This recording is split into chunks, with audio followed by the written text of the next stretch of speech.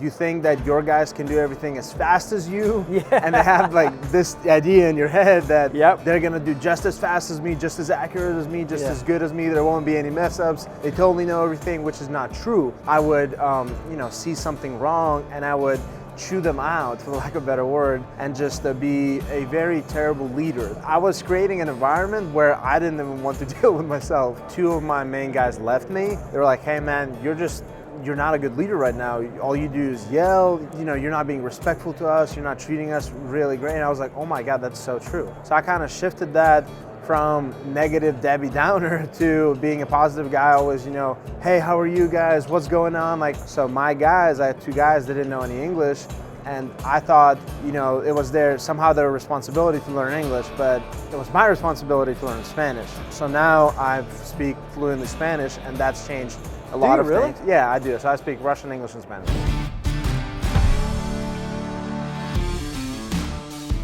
Welcome back, guys. I'm Weston Zimmerman, your host of the Cost of Doing Business show. And today we got lucky and cross paths here with Nikita from North Carolina. He's just come on to SynkedUP a couple months ago, and they're in the process of implementing and deploying it out to their crews right now. But we're here live at the Deck Expo in Las Vegas, Nevada. And of course, I brought my studio in a box just in case an opportunity like this would pop up. So welcome here, man. Hey, appreciate it, man. Thank you for having me. It's a pleasure. Absolutely. So kick it off with, tell me who Nikita is, your company name, how you got into the industry. Let's kind of get the bio. I got you. Awesome. My name is Nikita with Outdoor Influence. Now we're Outdoor Influence Design Build. Previously Outdoor Influence Landscaping. Previously Buddy's Lawn and Landscape. So it's been a transition. I got my start in the industry about, if we go, you want the Spark Notes version or the short version? Give me what you think we need to get to know Nikita. I got you. So back when I was, I'd say 14 was the first time I started my lawn care business. I would mow maybe 10 lawns on time after school, just kicking it around, small money. But to a kid, it was like, oh my God, $50? Oof. I could go to Chipotle maybe a few times, get some coffee. It was awesome. But quickly, it wasn't for me. So I was like, forget it. When I was 16, I started again. I took it a little more seriously. I did through the summer, but then school got caught up, forgot it again, and I ended up moving to Boston area to ref hockey. Seriously?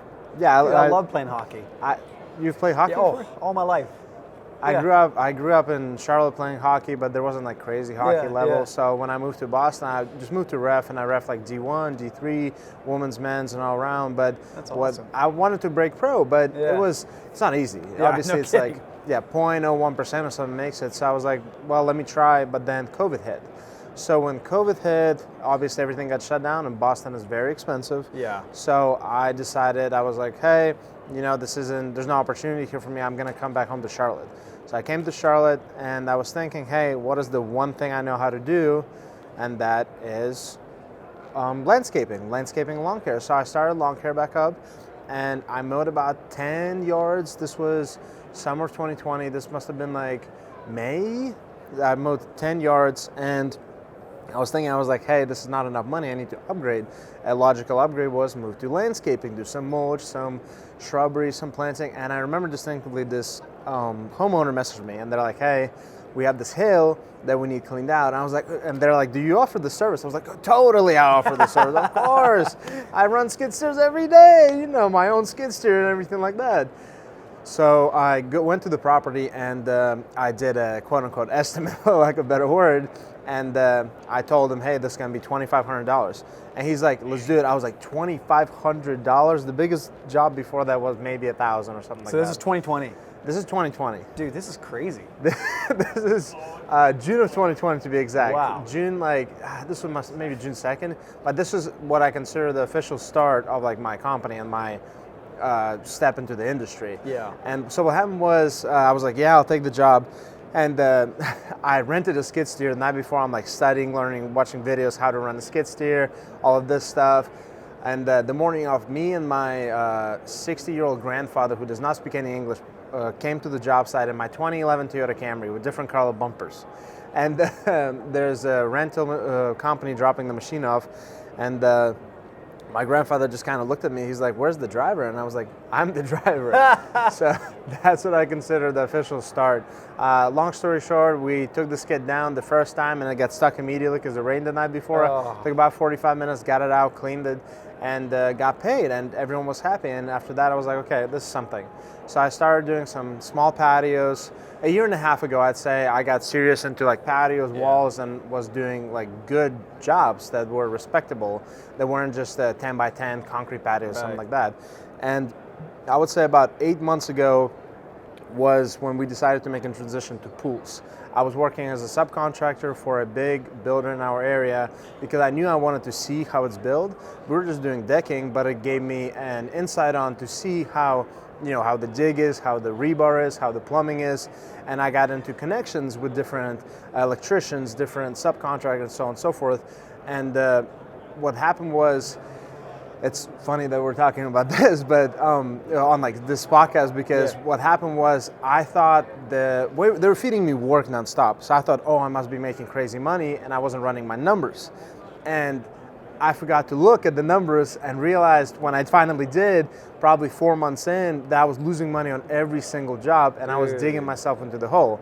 But I thought it was, I didn't have any new leads coming. The company was just feeding me leads for their subcontractor work, and I thought I was making it, but in reality, I was just slowly dying off. Wow.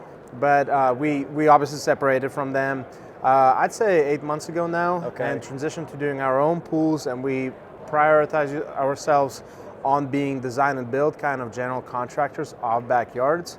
And at this point, what we try to implement on every project is a full pool, full landscape, full hardscape, full lighting, so everything in-house. Full outdoor living space. Correct, full outdoor living space, because I feel like that's the edge that we have over other builders in our area at the very least, because there's maybe one, maybe two at the very top in entire Charlotte who do something like that.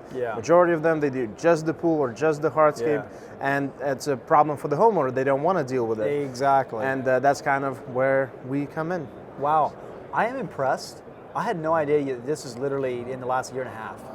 Like when I look at your Instagram, I'm like, oh yeah, this guy's been at it for 10 years, he's got it together. This is exactly what we were just saying like a couple minutes ago before we got on the podcast and hit record was, that's what I want to do with this podcast is get underneath like the perception on the Instagram, like and get into the grit of the real story, That's what a lot of people don't see because, I mean, I'm not going to lie here that I've lost probably tens of thousands of dollars on different mistakes that I've made that don't look pretty, and I'm not going to post them on Instagram because, it's primarily for homeowners to see our work and showcase that. I'm not going to talk about, hey, I messed up some of the plumbing here, had to redo it, or we messed up some of the decking, and it's been hard learning and it's been a long process to grow that quick, but I'm happy at the end of the day because we're doing quality work now. I don't want to do some kind of shortcuts and just cut ends and install cheaper material or do 2 inches of base or just put it on sand and stuff like that. Be a premier contractor.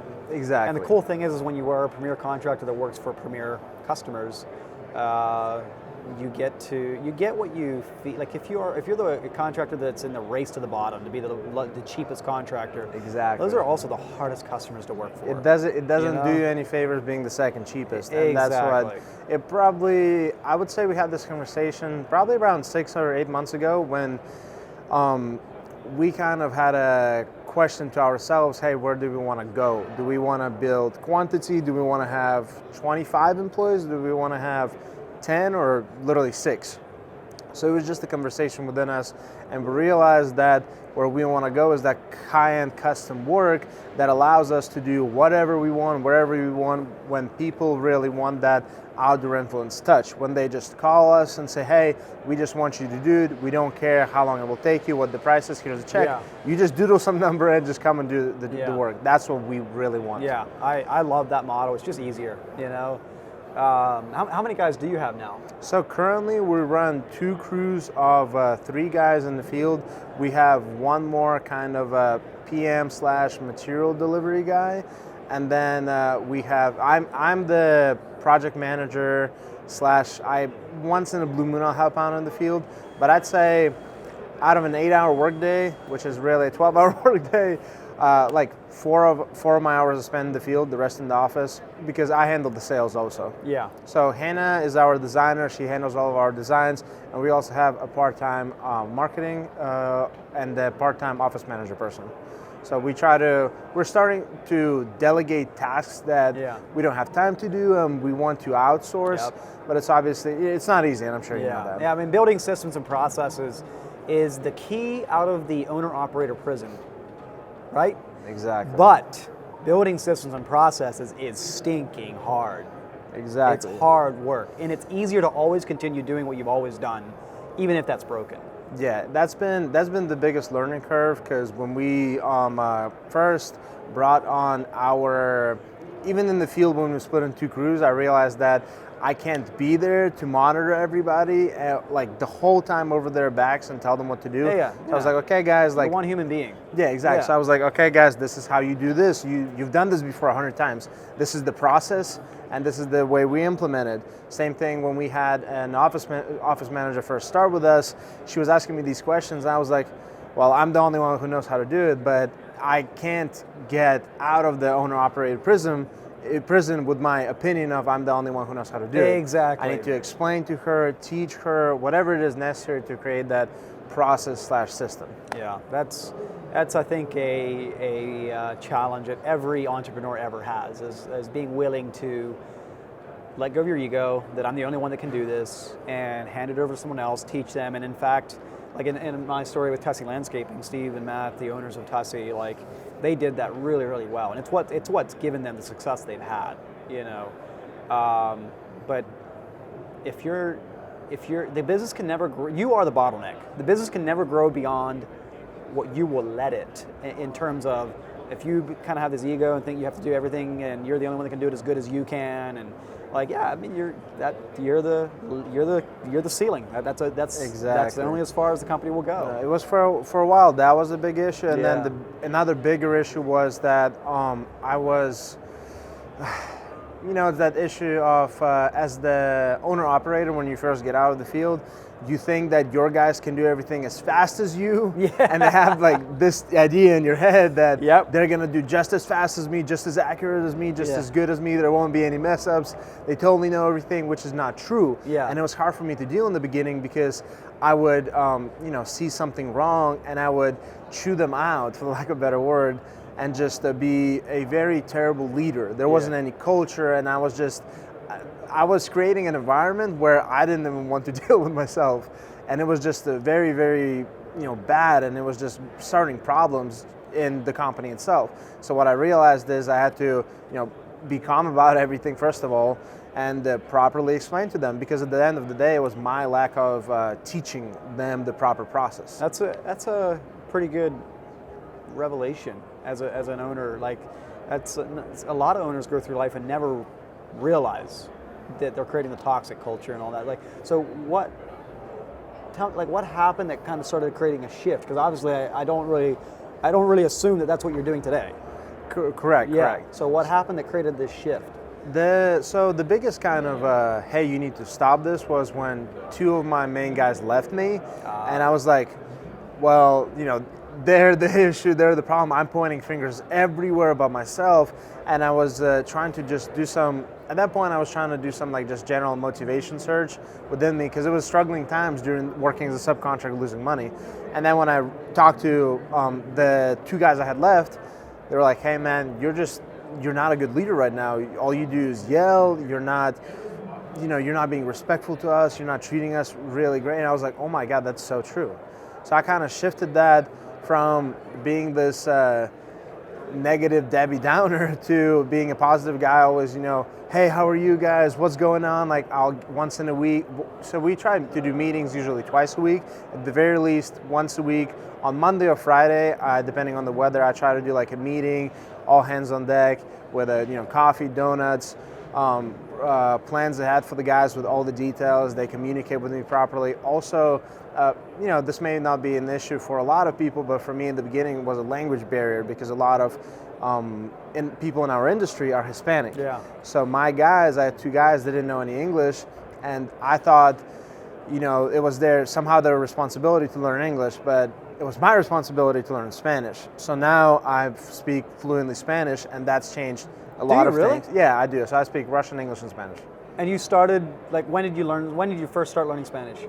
2 years ago, I'd say. Wow. So just like every single day, probably and a lot of people make that excuse in our industry that, they don't want to learn English or I don't speak Spanish. Just try learning a second language. Exactly. My yeah. wife's from Romanian. I learned Romanian when I was like 21 or 22.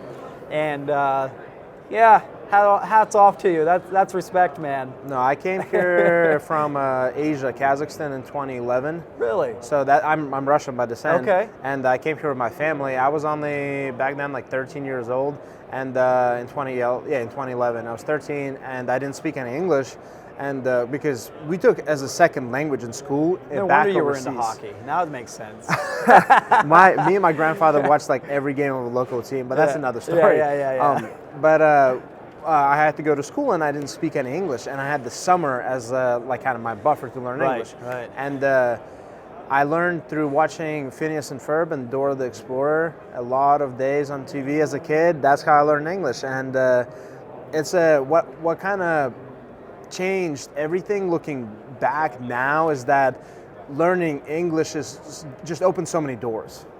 Just coming from different environments, different country, and I think a lot of my, for the lack of a better word, hustle for everything comes from the idea that, it's not like I come from a third world country, and this is a land of opportunity. I want to utilize this opportunity to the best of my ability. Amen. And that's what drives me so much to be at the top as much as possible and do excellent work, excellent projects, do the best jobs because of that. Because I realize how grateful I am for being in this position. Yeah, dude, that's absolutely. I respect that. I want to go back to the kind of the transition where you started taking ownership. Question: did you ever read the book Extreme Ownership? I'm not. Okay. Just, the comments you were making made me wonder if you read that, because that's one of the best books I've ever read. Was called Extreme Ownership by Jocko Willink. I'll definitely read that. Yeah. I make a priority. I try to read like 20 to 30 pages a day. Yeah. I try to do a challenge reading a book a week. I lasted like 8 books. This was like maybe 4 months ago. And I'm big on entrepreneurship books, self-education. Like I don't really like music necessarily that much. And like when driving, I feel like it's a very good thing to listen to podcasts. Yeah. Like I listen to Cost of Doing Business and How to Hardscaper, and all these great podcasts that help me gain the knowledge throughout the industry, business, or whatever it is. So going back to your story, like, let's imagine you're talking to someone that's in the place you were at 2 years ago or a year and a half ago, whatever that was, where you were in this kind of toxic, owner-employee type dynamic. Now that you're where you're at now, what would you say to someone that's in that position that you think would actually help, that would have helped you when you were back then? I would say a big thing was for me to kind of realize how am I treating the other guys? Do I want to be treated that way? How do I come across? How am I a type of leader? And whatever it is, how do I present the environment and the company? Before it was like, hey, this is just a dead-end job, because reality of it is that a lot of people don't look at the hardscape industry as this glamorous job with tons of opportunity. And that was a big thing. I had to show my guys, hey, this is where I want to take this company. This is how you fit in the plan. And their eyes clearly opened up on the aspect of, hey, this is going somewhere. This isn't just a dead-end job where someone's gonna go out of business or leave or go move on to something else. Exactly. I wanted to show that I'm committed to this, committed to them. And if I were talking to myself, I would say to really kind of evaluate on what's going on in your team. Like I had a guy who was just he knew how to do everything, but his attitude was terrible, and it was a growing cancer in the entire team. And I thought, oh my God, I needed him, but then it was a final straw and I fired him, and everybody was so thankful, and they were like, "That you should have done the long go," and I should have done the long go. But it's just realizing that they're people too at the end of the day, and they want to be treated well. They want to be in an environment that they feel valued, that they have opportunity to grow, and everything like that. I feel like very important. I appreciate your comments. I agree 100%. Like, as a leader, it's important to for me personally, I kind of am working on this a little bit with just, as being self-aware, like realizing how you sound to the people around you. Like it's easy for me. I'm just sharing, like, to say something that sounds perfectly logical, like, hey, what happened here? Like, this is a problem. Let's work to not do that again. And maybe without even realizing it, I'm saying it in such a way that they feel like I'm being accusing, like this is your fault. And I never meant it that way, but the way I said it, it sounded that way, right? Exactly, yeah. So yeah, I can definitely relate with kind of where you're coming from. Like simple stuff. Literally just now, 20 minutes ago, I got a call from one of the guys. We're running pool lights right now, and two of the pool lights were short. So pool lights come in like 100 feet, 150 feet, 120 feet. We bought 100 footers. We were short by like 30 feet on each out of the 2 out of 6 pool lights. And the old me, I would have been like, oh my God, how did you not calculate for this? We're wasting time, this, that. The new me, hey, okay, no big deal. We'll fix it tomorrow, get new lights, all good. I called the order in, and it is what it is. Yeah. I'm not going to get hung up on this because it doesn't matter. And tomorrow it's not going to matter. Yeah, getting bitter about it doesn't help. Exactly, exactly. Let me ask you a different question. What's been the best piece of advice you've been given, either personally or in business? I don't remember where it was. I think I read a book. I don't recall the exact name of the book, but it was something along the lines of that you need to make a business plan, for lack of a better word, to see your end and then work from the end. Okay, hey, this is how I get there. This is the steps, and then follow the steps. Because for a while I was running in circles, not knowing where I'm going. And because of the lack of that, I didn't really know who I needed on my team or what projects we were targeting.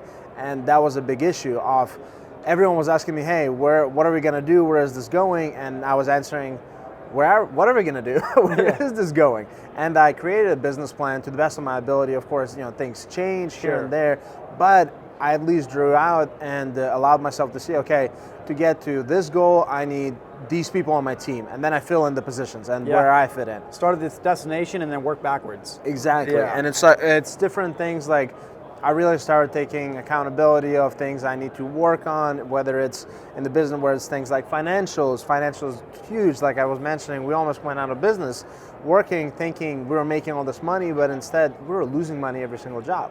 And I'm telling you, so much of the industry is in that exact same place. I've had a lot of awesome conversations with people that, a lot of people DM me on Instagram, just basic questions, and we start having this good conversation of really getting to know one another. And it's the same thing over and over again, that we see that people don't charge enough or are afraid to charge more because of whatever people say. Maybe someone will say, no, we would really want this job, whatever it is.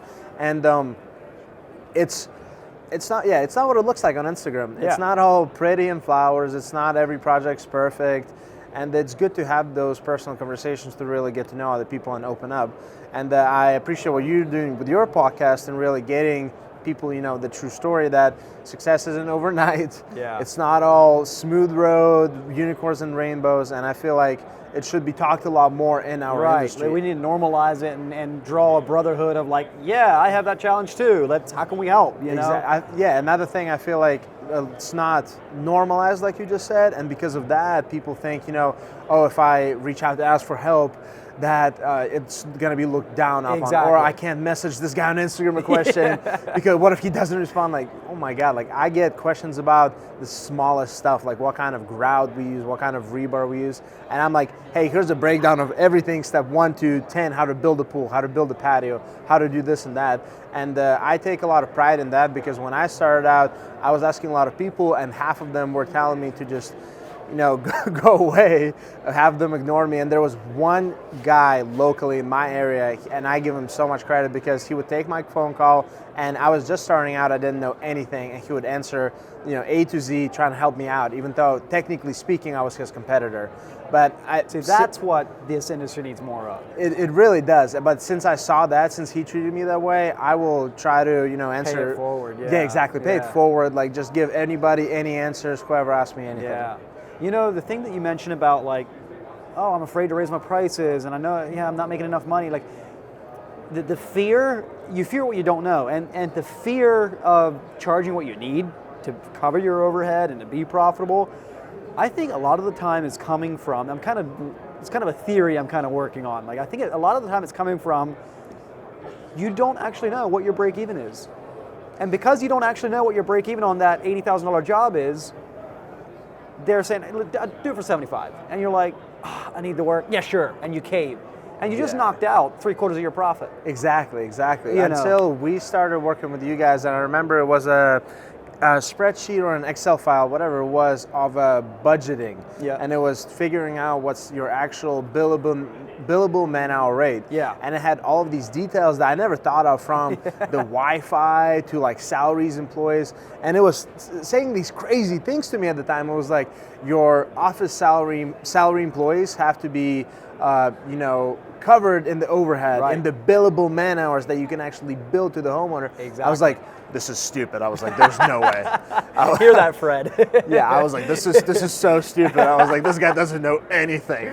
But I went through it all, and it gave me the numbers, and I started looking at it. I was like, maybe this isn't that crazy. Maybe this is correct. And I remember at first I was comparing to what I was actually doing, and I was like, oh my God, this is nothing. I was like, I'm losing money. I was like, I was doing a lot better than I was. I wasn't losing money, but I wasn't doing what I should have. And like same thing with to like the idea of to have a profitable / growing business, you have to be doing at least, I think, 10% is a net profit. Well, 10% is kind of like bottom. Yeah, that's the minimum. Yeah, that's the the minimum. But a lot of people don't understand that, like from like inflation going 7% a year. Exactly. So like, I mean, inflation itself was 10%. Exactly, year, exactly. So it's stuff like that if they think, if they're, they improve 2%, they're like, oh, we grew. No, you didn't grow, first of all, and that doesn't matter. And then a lot of people focus on the whole, top line, like, oh, we did 2 million, we did 1 million. Dude, that doesn't matter. How much is in your bank account? Like, exactly. Before, I had, hundreds of thousands of dollars that went through me, but then I was left with nothing but pennies and owing to people. And if you're in that situation, not very much has to go wrong before you're in a going out of business situation. Exactly. I had some tough conversations with everybody, and I appreciate the help and communication. And another thing I realized quickly was that I had to pick up my phone, talk to everybody, talk to the homeowners, talk to the the employees, talk to the vendors. Communication was key. But until then, I thought this like big number was like, wow, I'm doing so much money, so much revenue, but it wasn't true. So I'm curious. A lot of people in your in the situation that you were in, where you were like losing money or barely making anything, would look at something like SynkedUP and be like, I can't afford that. Like, I can't afford to pay a couple $100 a month for a software. I can't even see it, right? What was going on in your mind that was like, no, I'm going to do this? I think I was watching, I don't remember who it was this testimonial of someone who was talking about your business, and they were giving it a good amount of credit, and I started looking into details and how it looked, what it actually did, and it talked about tracking, like live tracking of the job site, what it was start to finish, and I was like, oh, this is so cool. I haven't seen anybody with by no means implement this. There were a lot of people who were doing, estimating or proposing, but it wasn't billable man hours, tracking man hours, login on this app, and I thought that was very unique. And to answer the money question, investment, so I looked at the number, and there was a startup cost for setup and then a monthly fee, and for a lot of people it would have been like, oh my God, this is crazy. But for me, I looked at it and I was like, dude, this is nothing. This will get made up on half a job or one job or 2 days or something like that. And you can put it in your overhead cost. Yeah, it's an overhead cost just like anything else. You're not paying for it. Your customer is. Exactly. I'm not going to put my vacation to Vegas as my overhead cost, but a SynkedUP membership, I will. Yeah. And that was like a big change of mindset too, in that aspect of, oh, I need to be putting this in overhead cost, like materials. And when the spreadsheet that we were mentioning before, it was talking about like office Wi-Fi, insurances, like vehicles. The craziest thing was the vehicle depreciation. and it overheaded that. And after that, I was like, okay, this guy actually knows what he's talking about. Yeah. I thought, I just didn't even calculate for that, but Yeah. that is a very crucial thing because, we beat our trucks to death. Absolutely. And they're work vehicles, and we buy them new at 90 grand or something like that. In 5 years, after they'll go 150,000 miles of hell, they'll be going for like a lot less than that. Oh yeah, And exactly. You can't just somehow come up with this $45,000. And I agree with your kind of your rhetoric that the whole point of it, it's like buying a skid loader so you can be more efficient at a job. Exactly. It's like I'll spend $1 on a software tool so that I can make 10 back. Exactly. You know? It's an investment. It's an investment. But for the price of SynkedUP, I don't. I see people buying these, buying sauce for thousands of dollars, buying new trucks, there's people probably out there, they're buying right now a $5,000 lift kit on their truck and afraid to spend $400 a month on software. Like, how does that even work? That's kind of why I've said, our biggest competitor is not another product, it's mindset. It's the belief, like, oh, I don't need that. Well, okay, if you believe you don't need it, then yeah, you're right. I can't help you. Yeah. Exactly. It's people don't realize that. And I'm glad there's a lot more outreach happening in our industry in regards to like talking about finances, talking about how money actually works, because a lot of this information wasn't too available like 5 years ago. 10 years ago, this wasn't a thing, talking about finances. 5 years ago, maybe a little, but now it's actually getting popular and it's more okay to talk about, and it is very like appreciated, but it's very new still. Yeah. That's the big thing. That's it's very new. Yeah. Well, man, this was a good conversation. Thanks for... This was pretty impromptu. I didn't even know you were going to be here. We just walked by the booth and we sat down and did this podcast. I saw it on your story, man. I saw you had Sean over here on the party, and I was like, I got to come by, check it out. Yeah. So I know you started your podcast, and Yes. you're growing your Instagram and all. Actually, your Instagram. You know what I think? What makes me think of is that story you did with, or that reel you did with RC Outdoor, Richard, where you were like remixing this audio track. That was hilarious. No, I love Richard. Richard Carroll is an awesome guy. Always helps out, and his projects are awesome. Yeah, they are. He has a cool flair. I love his designs. Social media, I think, is very important, and that's why a lot of people are starting to implement it. And it's crucial. It's very essential to create the relationship with the consumer. Trust and credibility. Exactly, because what is it? A sale is a transfer of trust, and to earn the trust has to be, when someone Googles you, you have all these photos, videos, ratings, website. Exactly. It's very different from nothing. So exactly. Well, on that point, where can people find you and learn and to follow along on your journey? If you'd like to reach out to me, we're on Facebook, Outdoor Influence Design Build. Instagram is OI Design Build. Podcast is Outdoor Influence. And you can reach out to me, shoot me a DM, shoot us a follow. Weston SynkedUP. I'm sure if you're listening to this, obviously you follow him. But just reach out to me. I'm always happy to talk to everybody. I love connecting to new people, and I think it's awesome that, for example, what you're doing, connecting hardscapers and contractors throughout the industry together to have these conversations. Yeah. And I think it's awesome, and I really appreciate it. Well, I appreciate the support. Thanks for stopping by. Thank you, sir. And I agree with you. The Instagram and the social media aspect even makes events like this so much more meaningful. You get so much more out of the networking. Hey, I've been following you, and you immediately have a good 10-minute conversation instead of kind of this awkward, like, I'm not going to look at anybody. Exactly. So it's essential, and social media is helping the contractors connect a lot too. Yeah. Because it used to be viewed as like, in your area, it's like, oh my God, I have these competitors. Exactly. They're my enemies, but I'm friends with my quote unquote enemies in my industry. We always help out one another, and if someone's got a cool job, it's like, well, man, sick job, good stuff. I want to come visit it. Yeah. Or Teco should post this. And that's how it should be. That is how it should be, because that's like Greg Wistock, the CEO of Aquascape, says, a rising tide lifts all ships. That's a good quote. Yeah. That's a good quote. All right, well, thanks, man. Thank you, sir. Appreciate your time. We'll cut the, yeah, absolutely. Thanks for stopping by, and enjoy the rest of the show. We'll do.